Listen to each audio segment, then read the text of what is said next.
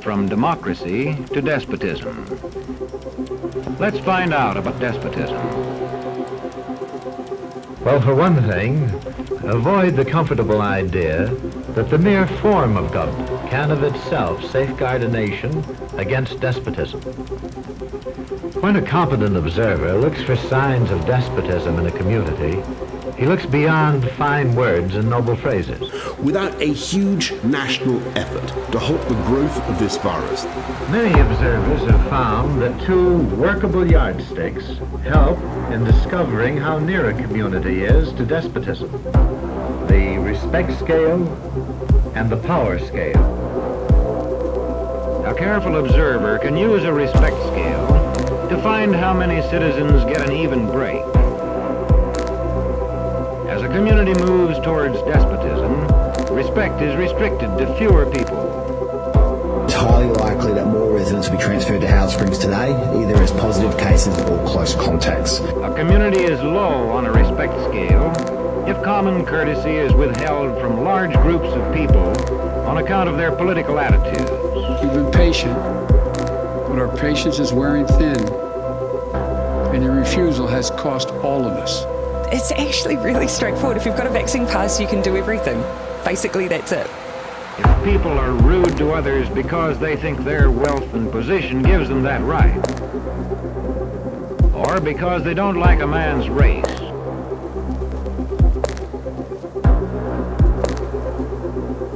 or his religion. Equal opportunity for all citizens to develop useful skills is one basis for rating a community on a respect scale. The opportunity to develop useful skills is important, but not enough. The equally important opportunity to put skills to use is a further test on a respect scale. A power scale is another important yardstick of despotism. It gauges the citizens' share in making the community's decisions.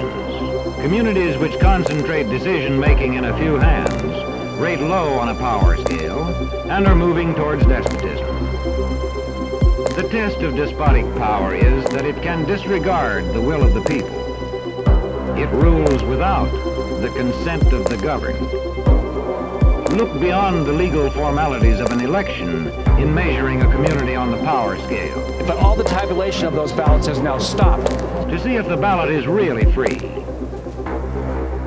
If the citizens can vote only the way they're told, a community approaches despotism. 3 weeks before a national election, they shut the whole thing down.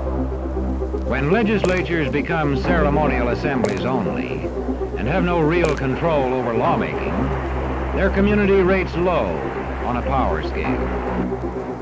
In a downright despotism, opposition is dangerous whether the despotism is official or whether it is unofficial. There are not even a lot of transparency around the rules or how they're enforced. The spread of respect and power in a community is influenced by certain conditions, which many observers measure by means of the economic distribution and information scales.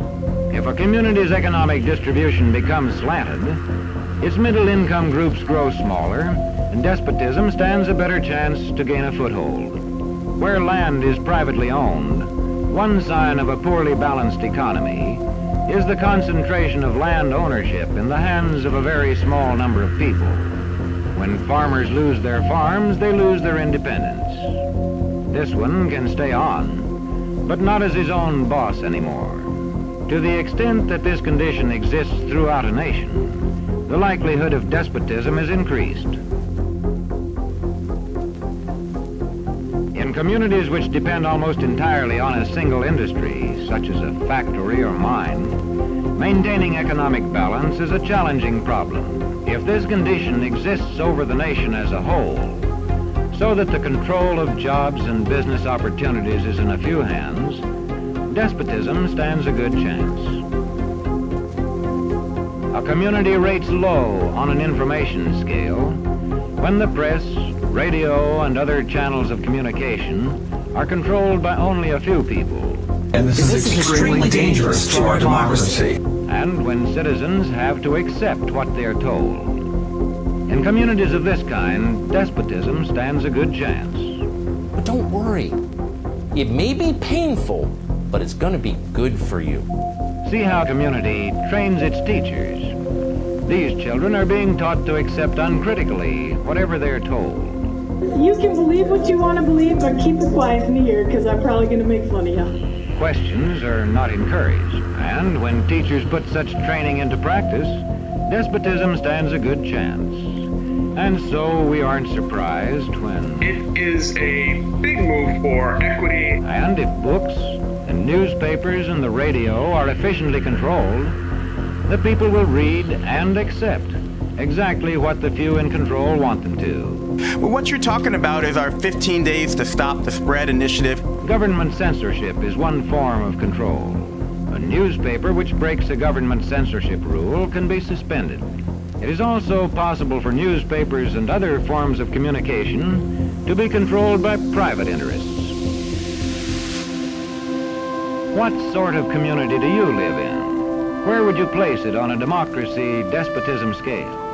To find out, you can rate it on a respect scale and a power scale. And to find out what way it is likely to go in the future, you can rate it on economic distribution and information scales.